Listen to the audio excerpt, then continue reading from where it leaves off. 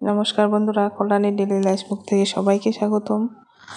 তো আজকে আমাদের বাড়িতে কেউ নেই, আমার মা, বাবা, মা, শাশুড়ি সবাই গেছি মেয়ের বাড়িতে।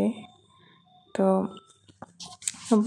বাড়ির কাজকর্ম করতে দেরি হলো, তো গেলাম পূজা দিতে।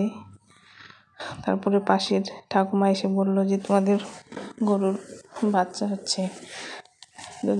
পূজা দিতে চলে গেলাম ধরতে, তো ধরতে পারছি না, পা বের হয়ে গেছে, খুব ভয় লাগছে। ঠাকুমা বললো যে তুমি ধরো, আস্তে আস্তে চেপে ধরো, হালকা করে টানো। তখন আমি ভয় পাচ্ছিলাম, ঠাকুমা বললো যে ধরো, আমি আছি, কিচ্ছু হবে না। বাড়িতে কেউ নেই, তাও ধরতেই হলো।